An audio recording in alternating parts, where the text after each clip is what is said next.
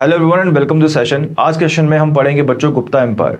गुप्ता जो गुप्त काल है या गुप्ता जो एम्पायर का जो टाइम पीरियड है वो हमारी कंट्री का काफ़ी इंपॉर्टेंट टाइम पीरियड था। हमारी जो इंडियन हिस्ट्री में उसमें काफ़ी इंपॉर्टेंट टाइम पीरियड माना जाता है गुप्ता का।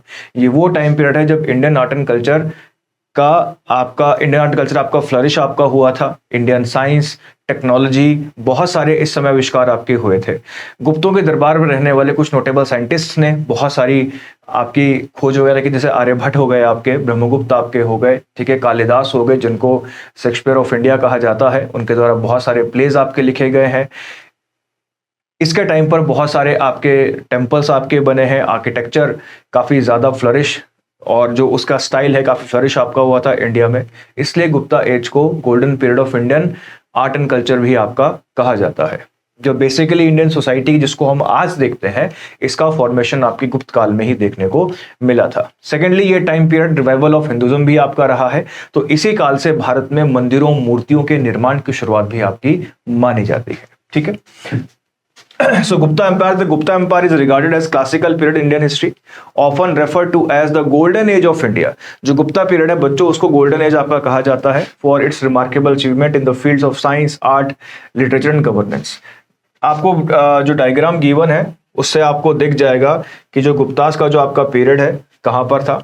गुप्तास के पीरियड में जो गुप्त किंगडम था उसके अगर आप स्ट्रेच की बात करें तो ये पूरा का पूरा एरिया जो है आपका गुप्त एम्पायर का एरिया है। इसके अलावा जहां पे एरोज आपको नजर आते हैं, इसका मतलब है कि गुप्त एम्पायर इस रीजन में क्या था, आपका फैला हुआ था। ठीक है, तो गुप्त एम्पायर या गुप्त का जो टाइम पीरियड है वो जाना जाता है किसके लिए? साइंस, आर्ट, लिटरेचर और गवर्नेंस के लिए आपका जाना जाता है।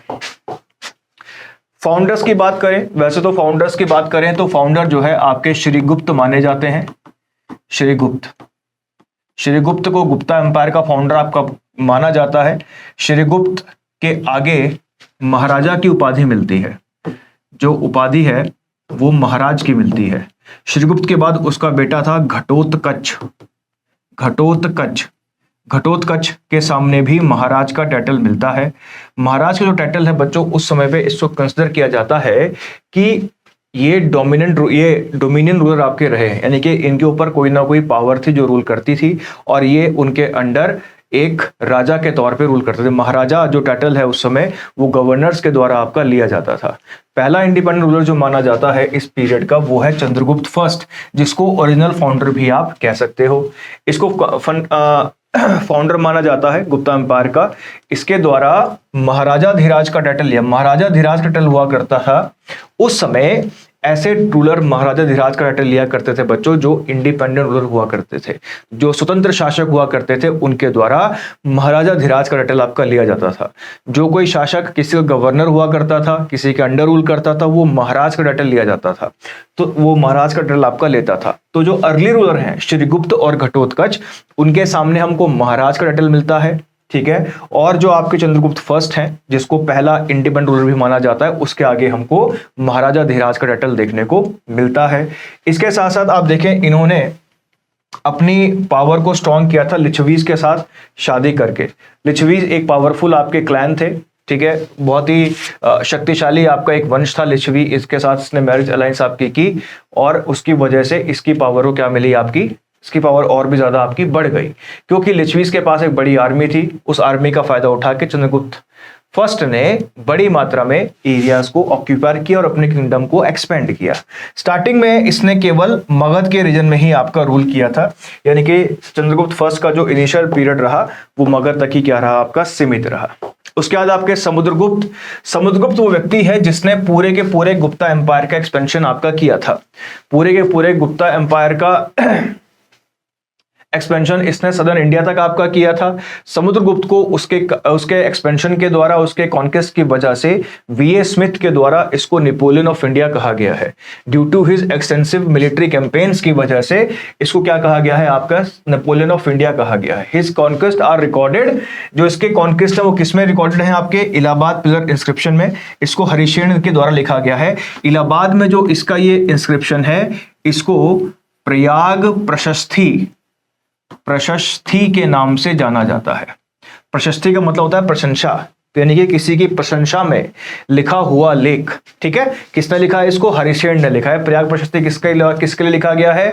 समुद्रगुप्त के लिए लिखा गया है। किसने लिखा है? हरिसेन ने लिखा है। ठीक है, इसके साथ साथ इसने जो पॉलिसी आपकी फॉलो की थी वो दिग्विजय की पॉलिसी थी और धर्म विजय की पॉलिसी थी। दिग्विजय का मतलब है कि जहां पर ये अपने किंगडम को एक्सपेंड करेगा, धर्म विजय का मतलब है जहां पर गुप्त कल्चर का एक्सपेंशन आपका किया जाएगा। इसने आर्ट को, पोइट्री को, म्यूजिक को आपका बढ़ावा आपका दिया। अपने आप भी वह वीणा बजाने में क्या था? आपका निपुण था। वो वीणा बजाया करता था। कौन? समुद्रगुप्त। ठीक है, उसके बाद है आपके चंद्रगुप्त सेकंड विक्रमादित्य। इनको सबसे ज्यादा माइटिएस्ट रूलर आपका माना जाता है। विक्रमादित्य को 375 से 415 तक इन्होंने आपका रूल किया। इन्होंने अपने किंगडम को, जो शकास का जो किंगडम था वेस्टर्न साइड में, वहां तक आपको प्रमोट किया। इन्होंने इनको हराया। इन्होंने ट्रेड और कॉमर्स को बढ़ाया साउथ ईस्ट एशिया के साथ। इसके दरबार में नॉर्थन आपके रहा करते थे और इन्हीं के दरबार में आपके एक महत्वपूर्ण राइटर कालिदास आपके रहा करते थे। कालिदास आप देख सकते हैं बोर्ड पर, सामने इनका फोटो है। कालिदास को शेक्सपियर ऑफ इंडिया कहा जाता है। इनके द्वारा बहुत सारे जेनिथ वाले बहुत ही बेहतरीन लिटरेरी वर्क आपका किया गया है, जैसे अभिज्ञान शाकुंतलम इनके द्वारा लिखा गया है, कुमार संभव इनके द्वारा लिखा गया है, मेघदूतम, रघुवंशम और मालविकाग्निमित्रम जैसे जो आपके बड़े बड़े काव्य हैं वो किसके द्वारा लिखे गए हैं? आपके कालिदास के द्वारा आपके लिखे गए हैं। बहुत ही प्रोमिनेंट राइटर थे ये, बहुत ही प्रोमिनेंट स्टोरी टेलर आपके थे। अपनी राइटिंग्स के थ्रू इन्होंने बहुत सारी आपकी जो पहलू हैं सोसाइटी के, लाइफ के, उनको लोगों के सामने उजागर किया है। जैसे मैंने कहा कि गुप्त पीरियड का ये जो आपका पीरियड है, किसका? आपके चंद्रगुप्त सेकंड का। इस समय जो गुप्ता की जो कल्चरल अचीवमेंट थी ये उसका स्वर्ण काल कहा जा सकता है। ठीक है, एडमिनिस्ट्रेशन की बात करें तो सेंट्रल मोनार्की का एडमिनिस्ट्रेशन था। वेल ऑर्गेनाइज्ड ब्यूरोक्रेसी देखने को मिलती है। किंग की सहायता के लिए आपके मंत्री हुआ करते थे। प्रोविंस को भुक्ति कहते थे, जिसमें कौन हुआ करते थे? ऊपरी हुआ करते थे। तो ऊपरी कौन थे? आपके गवर्नर्स। गवर्नर्स जो हुआ करते थे उनको ऊपरी सापा कहा जाता था। उसके नीचे विषय, डिस्ट्रिक्ट, और डिस्ट्रिक्ट के नीचे आपके ग्राम, ठीक है, विलेज हुआ करते थे। Administration promoted efficiency but local autonomy was respected. जो एडमिनिस्ट्रेशन था उससे एडमिनिस्ट्रेटिव प्रोफिशिएंसी तो आपकी आई, लेकिन लोकल ऑटोनॉमी का भी क्या कहता था? आपका रिस्पेक्ट किया जाता था। अगर हम इकोनॉमी की बात करें तो ज्यादातर एग्रेरियन इकोनॉमी थी। लैंड टैक्सेस जो था मेजर सोर्स ऑफ रेवेन्यू हुआ करता था। ट्रेड काफी फ्लरिश हुआ। इंटरनल और मैरीटाइम दोनों ट्रेड आपके फ्लरिश हुए। रोम और साउथ ईस्ट एशिया के साथ कनेक्ट की वजह होने की वजह से, कनेक्शन होने की वजह से हम देखते हैं कि इस पीरियड में ट्रेड बहुत ज्यादा आपका हुआ। गोल्ड कॉइन जो थे इनके दिनार कहलाते थे। ठीक है बच्चों, मैंने आपको पहले ही बताया है कि इंडो ग्रीक्स पहले थे जिन्होंने गोल्ड कॉइन्स चलाए थे भारत में। सबसे प्योर क्वालिटी का जो गोल्ड कॉइन था वो चलाया था कुषाणों ने, और सबसे ज्यादा जो गोल्ड कॉइन्स थे वो चलाए गए थे किनके द्वारा? आपके गुप्तों के द्वारा। ठीक है, सबसे पहले किसने चलाए थे? इंडो ग्रीक से चलाए थे गोल्ड कॉइन। सबसे शुद्ध गोल्ड कॉइन किसने चलाए थे? कुषाणों ने।